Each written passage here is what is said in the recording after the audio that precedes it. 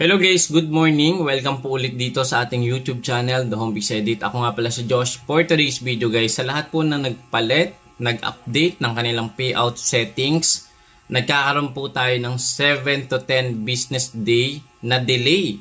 So ito ay isang biggest update din kay Facebook. I-share ko din po sa inyo ano nga ba yung kinagandahan nito. At yung pinaka cons kung kayo ay magpapalit ng bangko sa ganitong araw. Mapapansin nyo guys, etong nakikita nyo sa screen, nagpalit po ako nung 19, Thursday. Ayan, Thursday. Mababasa natin dito, your payout method for you, ayan, was updated to protect your account. Your earnings are on hold until October 28. Okay? So, nagkakaroon po tayo ng payout on hold. Ano nga ba yung pinaka neto, accounts neto guys? Punta tayo dito sa calendar. Ayan, calendar. Ito guys, pakita ko sa inyo wag na wag po kayo guys magbabago ng inyong payout sa 16. Ayan, sa October, sa buwan. Ayan, buwan o araw ng every 16 to 21st of the month. Kasi guys, etong etong week period na ito yung yung on process na yung ating mga payout. Ibig sabihin, on 21 of the month, ito yung status kung saan nagiging paid na yung ating mga payout. Ngayon guys, kung kayo ay magpapalit ng bangko between 16, 17, 18, 19, 20 or kahit umabot man ng 15 yan, 15, 16, 17, 18, 19, 20, ma-hold po yung ating payout. Okay, imbis na sasahod tayo sa 21, baka next month na siya pumasok. So, ganun po yung delay, yung on hold. So, ito yung, ang advantage naman nito guys, no? Meron kasi guys, may sample na hack yung account nyo. Ngayon, papalitan po nung isang hacker or ng masamang loob yung inyong payout. Ma-on hold muna yun. Hindi siya papasok ng 21. Next month na siya. So, ganun yung pros nun. Kasi, alam naman ni Facebook, ang dami na compromise na account, ang dami nag-report sa kanila na eto ay na-hold yung account nila, na-remove sila as admin dahil nga mayroong mga kumakalat ngayon ng mga phishing link coming from different pages, nagpapanggap, even sa emails may nare-receive tayong mga phishing link.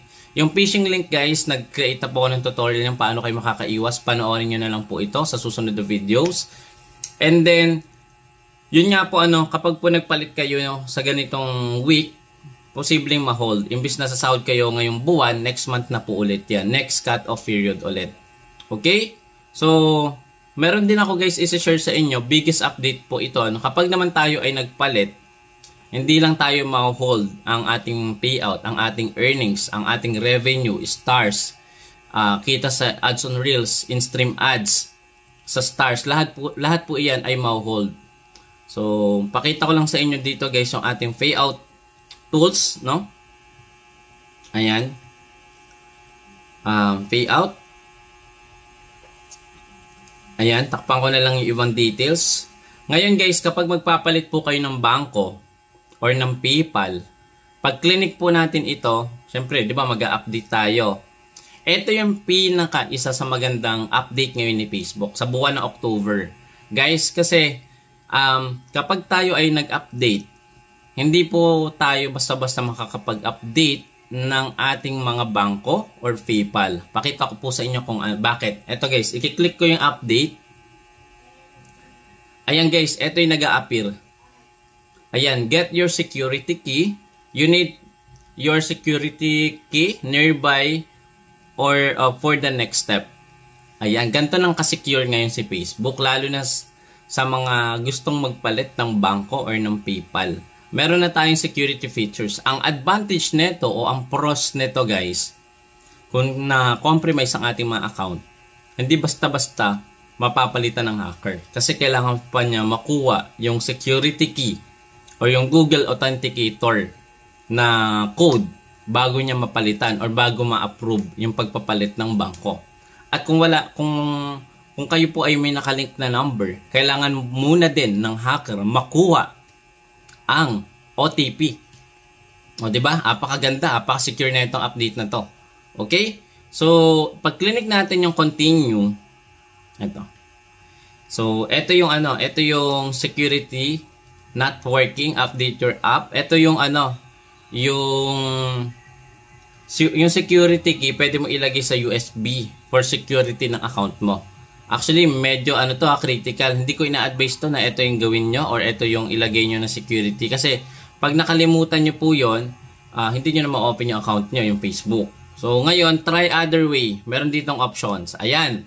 Number one, option to confirm it's you. To confirm it's you. Ikaw po ang nagpapalit ng bangko mo. Hindi po hacker or ibang tao. Para po ma-confirm na ikaw, kailangan security key.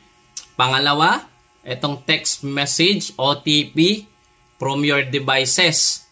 Backup codes. Ayan. Yung backup codes, guys, ito yung code na binackup natin na nakuha natin kay Facebook. Kailangan din natin po itong i-backup. Kailangan natin itong ingatan. Ngayon, kung hindi pa rin po talaga makuha ng hacker, ito na ang pinaka best way. Text message. Kung magsisend po ng OTP yan at hindi naman po hawak ng hacker yung phone, hindi din po niya mapapalitan. Ito yung pinaka isa sa nagustuhan ko na update ni Facebook. Okay? So, sana guys, i-check nyo din ang inyong mga account para makita nyo na it's legit, no? Ito yung one of the best update sa security in terms of payout, no? Ang galing kasi dapat dati pa ito in-implement ni Meta or ni Facebook dahil may mga nawalan ng sahod, may mga na-remove as admin kasi nga kapag nagpalit tayo ng ng admin, automatically yung first admin mapapalitan na. Kaya yung iba guys, etong reason kung bakit nawala yung kanilang payout tools. Nabago yung admin, na-remove sila dahil na-compromise yung account or na-hack. So, yun lang muna ang ating update for now. Maraming salamat And meron tayong full guide naman guys kung kayo po ay nagkaroon ng unoriginal or limited originality of content. Panoorin nyo po itong video na to. Ayan. And guys, maraming salamat. Share ko lang sa inyo guys, 80% po ng nanonood sa atin ay hindi pa nakapag-subscribe. Kaya guys, kung bago ka pa lang sa ating YouTube channel, pa-click naman yung subscribe button. Wala pong bayad yan. And pa-click din naman yung notification bell para every time na meron tayong bagong update, mano-notify po kayo agad. Please, pa-share din po itong video natin. Maraming salamat. See you again sa next video. Bye-bye!